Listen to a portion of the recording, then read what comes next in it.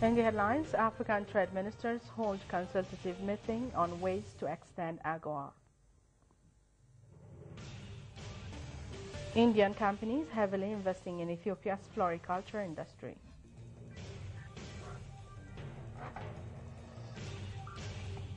Malians go to the polls on Sunday on final round of presidential election.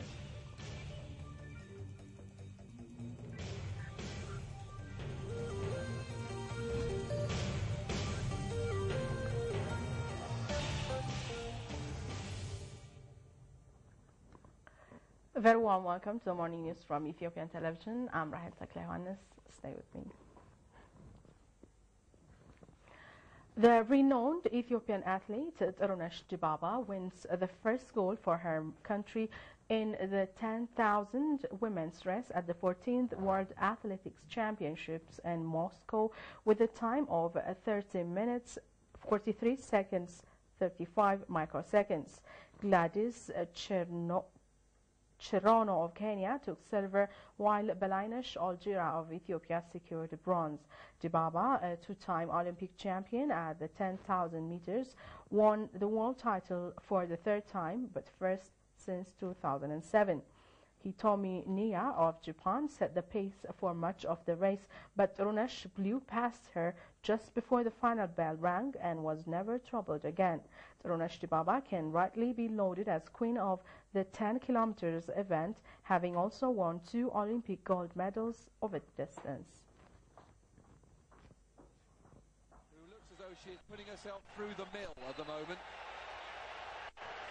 But it's now, you can see them all looking up over there at the big screen, waiting to go, and Tirunesh Dibaba can't hold herself anymore. Gladys Cherono also moves up on Belaynesh Olgira, who won't. Tirunesh Dibaba comes forward, but Gladys Cherono goes past Belaynesh Olgira and is chasing after the multiple Olympic and world champion. But Tirunesh Dibaba has lit the afterburner, and off she goes up to see where the Kenyan is.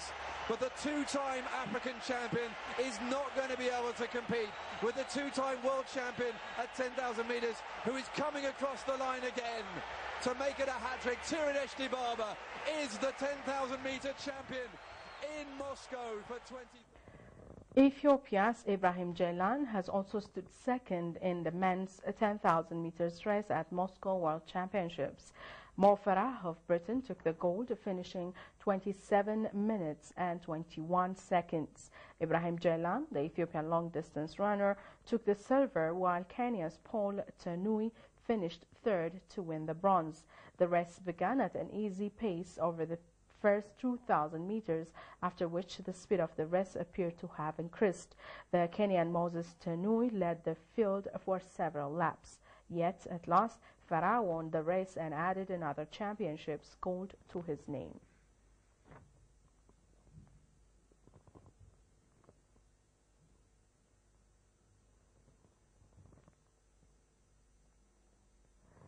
Meanwhile, Ganzebe Dibaba for Ethiopia on Sunday successfully completed the first round of the women's 1,500 meters at the 14th World Athletics Championships in Moscow. Ganzebe finished first with a time of 4 minutes, 6 seconds and 78 microseconds, followed by Helen Obiri. The two most likely rivals of Ganzebe are expected to be Obiri and the Ethiopian-born Abeba Aragawi of Sweden. Galete Burqa and Sambere Tafari, who also took part in the first hits, could not qualify for the next round. In another news, Mohamed Aman of Ethiopia has also qualified for men's 800 meters. Into the home straight, tracked by Obiri, and Rodriguez has really made up ground now. The very experienced Spanish athlete who's coming through. There's a real charge on for the other places. Meanwhile, up front, well clear of the rest of the field, we have the usual Ethiopian-Kenyan battle, won by Ganzebe Dibaba with Helen. So she got through all right. And now other news items apart from sports. A consultative meeting of African trade ministers was held on Sunday here at the African Union Commission Conference Hall. The ministers agreed to propose extension of AGOA for 10 to 15 years. The meeting, chaired by Ethiopia's Foreign Minister Dr. Tewodros Adhanom, was attended by trade ministers representing AGOA-eligible sub-Saharan African countries.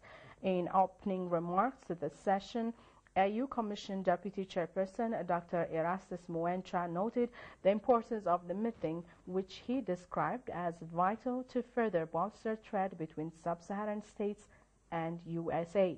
Ethiopia's Trade Minister Kebede Chane recalled that Africa had not been fully able to utilize its potential in using opportunities provided by AGOA. He pointed Ethiopia as a case in point. He said Ethiopia was in process of finalizing a national AGOA response strategy following the recommendations of the 11th AGOA Forum in Lusaka, and underlined the need for other countries to follow suit. Meanwhile, business people from around Africa are exhibiting their products at the 12th AGOA Forum happening at the AU headquarters in Addis Ababa. Here are some of their reactions. Yeah, we've come to participate in this exhibition to showcase the products which Tanzania is exporting to AGOA. We have brought products that cover ladies and men's fashion. We have brought, we specialize especially in underwear making, because we realize in Africa we are not doing underwear. And underwear is an essential commodity for every woman. Ethiopia has got a special type of leather. This is also our property. We have, like a coffee, we have to create a brand, leather brand. So this type of exhibition will help us produce this. We are encouraging inter-African trade. So if you don't show what you have, nobody will know what you have. And also to see what others are producing, to see how they are packaging, to see how they are branding their products, so that we can imitate and copy the good side of it. Right now, Africans, because we are not used to it, we are the manufacturer, we are the wholesaler, and we are the retailer at the same time. There's no way we can do proper trade that way. In the process, if different governments in African countries or eligible AGOA countries, if they come up with a strong textile policy of different countries and they discourage exportation of raw cotton, that's when we shall benefit. In fact, we need regional integration. We need cooperation among these countries because some orders in America, they are so huge. But with regional integration, we share experience and even we share the orders. And also, we need to form strong associations. Residents of Dire City Administration planted 3 seedlings to commemorate the first-year memorial of the late Prime Minister Meles Zenawi in a park named after him. City Mayor Asad Ziad said successful activities have been undertaken to build a green environment through planting seedlings and natural conservation activities. He said the event is part of the efforts to realize the late Premier's vision of green economy. Dire City Council members, religious leaders, elders and public servants took part in the event.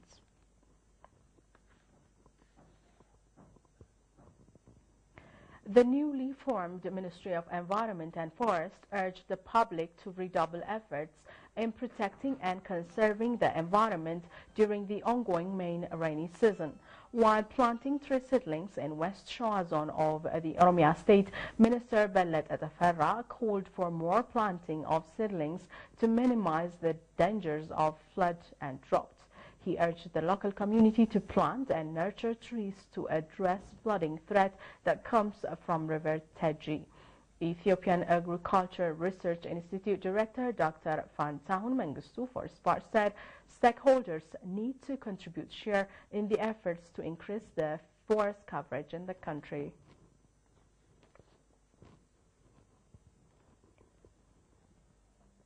Indian companies are heavily investing in Ethiopia's floriculture industry. The Ethiopian government has opened its doors and provides various incentives to companies keen on investing in the country. Abdotishta Teksab, BBC's File. Ethiopian government encouraged foreign companies, particularly India and China, to invest in its agriculture and industrial sector. For example, one of Indian companies has 110,000 hectares of land in Ethiopian territory. The hope is to boost its economy, create stability, and provide jobs. Since I've started this job, I've seen some changes in my life. I've got money and I can use it. In the past 2 years, because of the changes in my work, my salary has increased and it's improved my lifestyle. According to CIS World Fact, agriculture takes half of the country's GDP. And the government says 90% of this income comes from small-scale holders. Not everybody is happy about the arrival of the multinational companies. The flower industry in terms of society doesn't help with daily life. In order to support a worker's daily life, pay must at least cover transport, breakfast, lunch and dinner. But their pay is not even covering breakfast. Everywhere in the country, including the capital city of Addis Ababa, agriculture products cover every aspect of the people's life. If agriculture is such an important for the society, then how could the government handle its policy of encouraging foreign companies and the criticism from the society? In our policy, we have clearly identified that this is a potential for the country because we have huge potential land, particularly in the low-lying areas of the country. Ethiopian Roads Authority opens for traffic the Wadara-Negele asphalt road that has been constructed at a cost of over 289 million birr in Guji zone of the Oromia regional state. The government of Ethiopia and the World Bank covered construction cost of the 65.26 kilometers long road. Communication director with the authority, Samson Wanjumu, said the road had been severely damaged due to long years of service. Apart from enhancing business activities in the area, the road has created conducive environment for towns it passes through in facilitating trade ties among them.